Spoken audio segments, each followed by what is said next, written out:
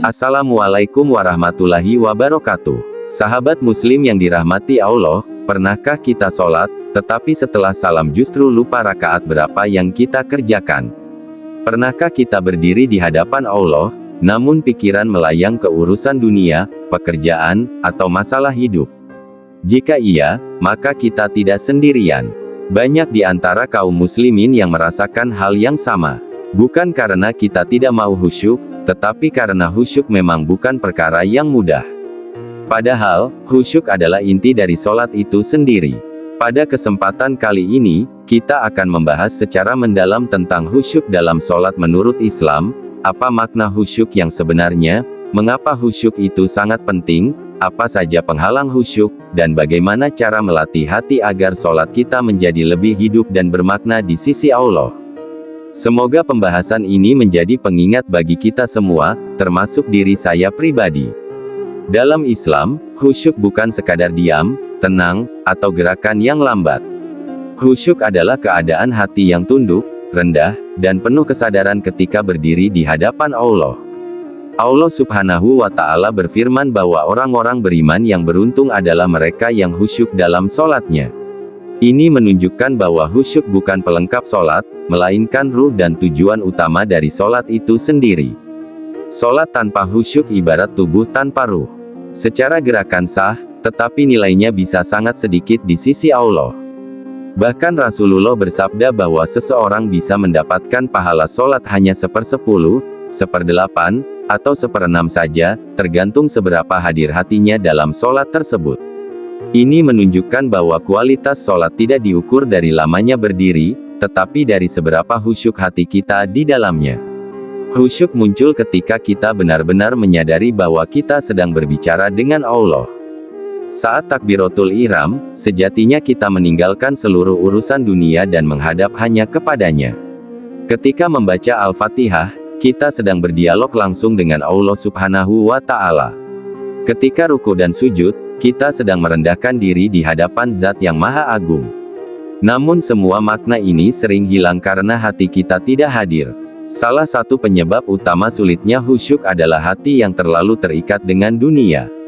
Pikiran dipenuhi oleh urusan pekerjaan, harta, media sosial, dan berbagai kesibukan lain. Ketika berdiri sholat, semua itu ikut terbawa. Padahal sholat seharusnya menjadi tempat kita beristirahat dari dunia, bukan justru membawa dunia ke dalam sholat. Selain itu, kurangnya pemahaman terhadap bacaan sholat juga menjadi penghalang khusyuk.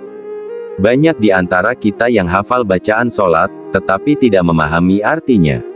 Akibatnya, lisan bergerak, tetapi hati kosong. Padahal jika kita memahami makna setiap bacaan, sholat akan terasa jauh lebih hidup dan menyentuh hati. Untuk meraih khusyuk, langkah pertama yang harus dilakukan adalah persiapan sebelum sholat. Khusyuk tidak datang secara tiba-tiba saat takbir, tetapi dimulai sejak sebelum sholat. Menjaga wudhu dengan baik, datang ke sholat tanpa tergesa-gesa, memilih tempat yang tenang, dan menghadirkan niat yang benar akan sangat membantu menghadirkan khusyuk. Ketika berdiri sholat, latih diri untuk benar-benar menyadari bahwa kita sedang menghadap Allah. Bayangkan seakan-akan ini adalah sholat terakhir kita. Rasulullah pernah menasihati agar kita sholat seperti sholatnya orang yang akan berpisah dengan dunia. Kesadaran ini akan membuat hati lebih tunduk dan fokus. Memahami makna bacaan sholat juga merupakan kunci utama khusyuk. Ketika membaca Al-Fatihah, sadari bahwa kita sedang memuji Allah, mengakui hanya kepadanya kita menyembah, dan memohon petunjuk jalan yang lurus. Ketika ruku, kita mengagungkan Allah Subhanahu wa Ta'ala. Ketika sujud, kita berada pada posisi paling dekat dengannya. Jika makna ini hadir di hati, maka khusyuk akan tumbuh dengan sendirinya. Menjaga pandangan ke tempat sujud, tidak banyak bergerak tanpa kebutuhan, dan menjaga ketenangan tubuh juga membantu menjaga kekhusyukan. Gerakan yang berlebihan sering kali mencerminkan hati yang gelisah. Semakin tenang tubuh, biasanya hati pun lebih mudah tenang. Namun perlu kita pahami, khusyuk adalah proses, bukan hasil instan. Tidak semua sholat kita langsung khusyuk sempurna. Bahkan para sahabat dan ulama pun berjuang melawan gangguan pikiran dalam sholat.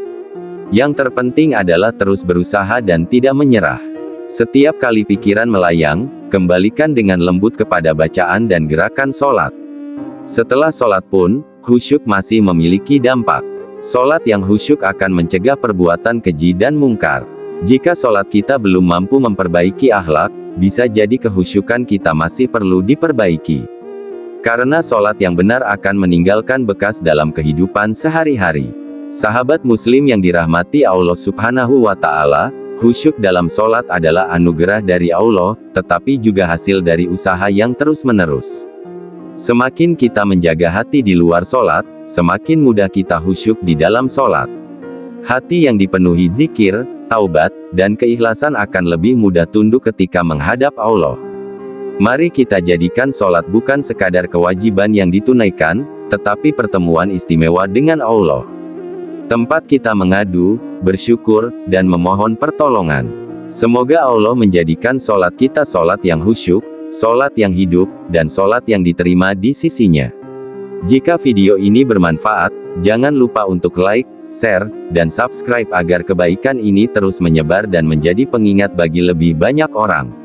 Tuliskan di kolom komentar, bagian mana yang paling menyentuh hati Anda dari pembahasan ini.